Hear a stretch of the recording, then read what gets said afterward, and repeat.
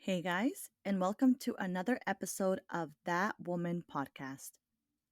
If you are in need of an inspiration boost or a kick in the butt, then today's episode is for you. I've come across so many motivational quotes and phrases, but there's only been a few that have actually really stuck with me and have become part of my daily life. These phrases, or mantras, if you will, have really helped to change the way that I look at things, change the way I approach things, and really help to change my mindset and perception. Everything starts with your mind, especially when it comes to wanting to achieve certain dreams or goals. Today, I will be sharing 4 empowering quotes that you can apply to your daily life and will help give you that extra push you need. All right, so you know the drill. Make sure you grab your cozy drink and let's get into it. Okay, so quote number 1. What can I do today to be 1% better than yesterday? Quote number 1. What can I do today to be 1% better than yesterday? This is such a powerful quote and one that I have not stopped repeating to myself every single day. James Clear, the author of Atomic Habits, calls it mastering the art of continuous improvement. It's the idea that every day you commit to making one small change. That's it. In the beginning, you might not notice a big difference. After all, you might think to yourself, 1%? That's it? Well, I'll never get anywhere by just changing 1%. And even though making those small choices every day might not amount to anything right away, but add it up over time, and you would be amazed at the incredible impact it can have. Hindsight is 2020. And if you truly committed to being better by simply doing one small change, 1% in a year from now, you would be 365% better than you were a year ago. So I want to challenge you to ask yourself this question every day, and better yet, do it right now. What is one small change you can make today that would make you better than yesterday? For example, if I wanted to have a healthier lifestyle, I don't need to go on a crazy diet. I would start small and maybe I eat a bowl of veggies today. Or I would make sure I drink my daily water intake over choosing to drink pop or an energy drink. So that was quote number 1. What can I do today to be 1% better than yesterday? Quote number 2. You don't have to be great to get started, but you have to get started to be great. I'm going to say it again. You don't have to be great to get started, but you have to get started to be great. This is a really good quote to say to yourself. If there's something you've been wanting to do, but you are afraid, you have a fear of failure, or you're worried about what others are going to say. A while ago, I took the Enneagram test. And if you don't know what I'm talking about, the Enneagram test is basically a personality test that's based on 9 different personalities. And depending on your answers, it'll tell you which number you fall on. For myself, I'm an Enneagram 3, which is classified as the high achiever, the workaholics, very driven, and goal and results oriented. So, those are all great things to have, but we're also very concerned with our image, how things will look like to others, and being afraid that others might perceive you in a negative way or as incompetent. So, when I came across this quote, I literally felt like a light bulb went off in my brain. Oftentimes, we look at what someone else is doing and maybe we feel inspired because deep down we want to be doing something similar or we want to be doing the same thing they are doing, but we feel like we can't do it as well as they are doing it. Or a little bit of that imposter syndrome kicks in and you talk yourself out of doing something because you don't think you have what it takes, or you want to make sure everything is perfect and ready first before you can put yourself out there. Well, I have news for you, my friend. That's probably never going to happen. And if you're anything like me, you're never really going to truly feel ready. And done is better than perfect. You gotta take risks. Taking the risk of doing something before you feel ready is a crucial part of your start.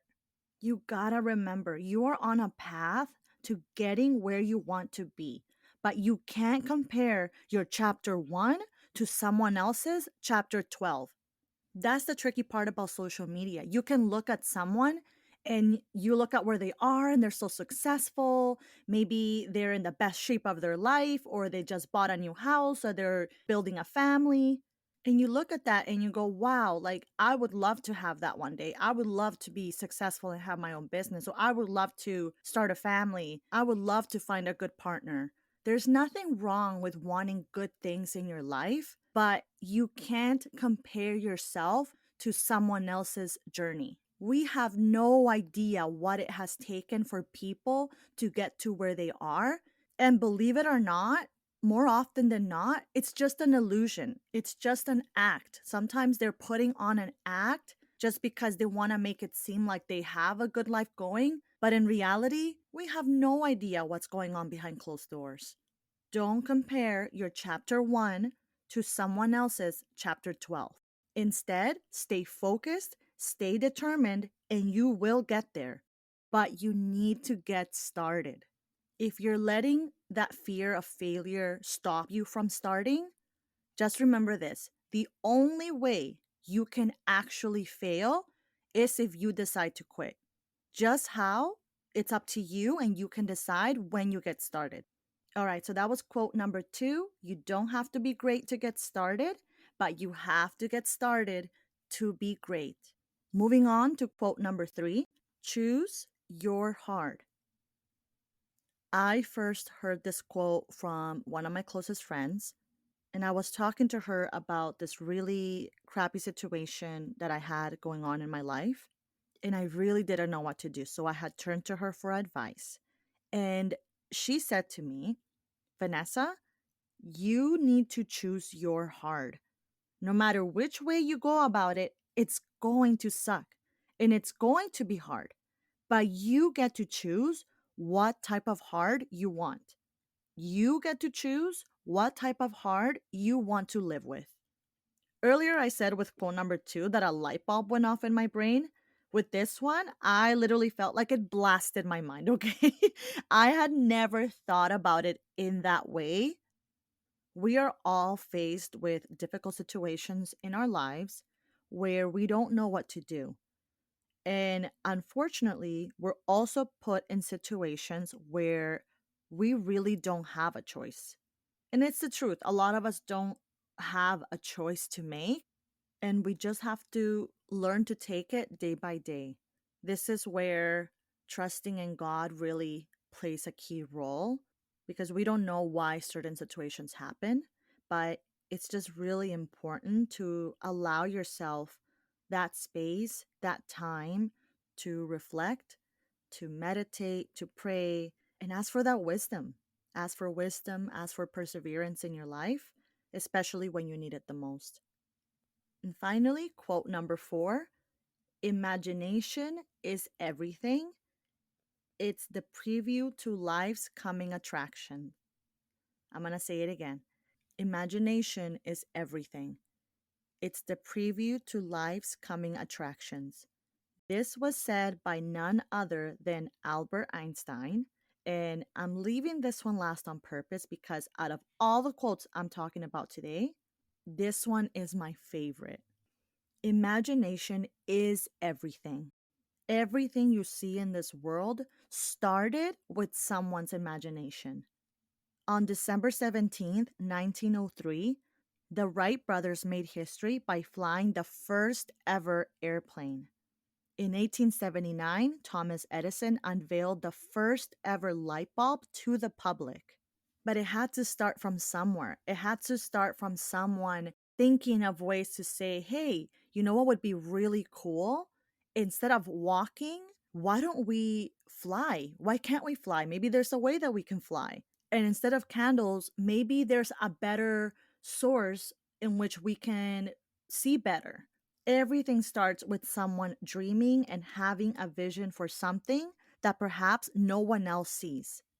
I am very much a visionary person, and the majority of the things that I have envisioned in my life have come true. And the ones that haven't yet, that's the key word, they haven't happened yet, but they're to come when it's the time for them to happen. There is a passage in the Bible that says, with man, this is impossible, but with God, all things are possible. That's Matthew 19:26.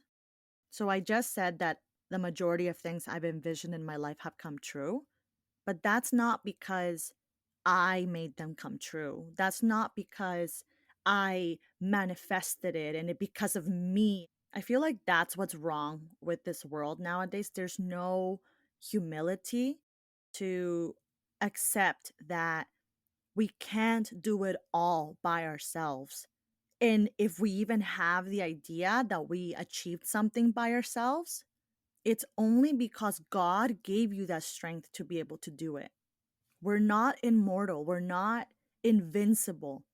We need to humble ourselves and understand that that source of power or that source of strength that we think we might have, it's not coming just because of us. It's coming because it's being provided by the person that created you. It's being provided by your creator. So if there's something you have had in your mind for a long time, it's there for a reason. God put that idea, that thought, that vision in your mind because you are the one meant to bring it to life. Don't worry about what other people are going to think. You got to stop that. We tend to confide in others because we are not sure if what we're thinking is possible. And so we want the opinion of those closest to us. But then what happens is we're disappointed when we don't receive the support we were hoping for. And we feel crushed because others don't share the same imagination as us, or because others are not as excited as we are for these ideas. But you know why that is? That's because that wasn't meant for them. That was only meant for you. And this is why you have to really ask for that wisdom. Because sometimes we might think we have these great ideas, and maybe it's not exactly what we're supposed to do, but maybe we're on the path, maybe we're getting close. Either way, even if what you thought you wanted is not what's meant to be, don't let someone else make that decision for you. If it turns out that I was wrong or something I wanted didn't happen, I'd rather it be because I made that decision and not because I allowed someone else to take that dream away from me. There's a negative connotation of people who are dreamers because we spend too much time in the clouds and we have unrealistic ideas. Well, to that I say, I'd rather be a dreamer and go after what I want, even if I don't achieve what I'm after, than to look back 30 years from now and live with regret, wishing that I would have at least tried. I don't want to live with regret.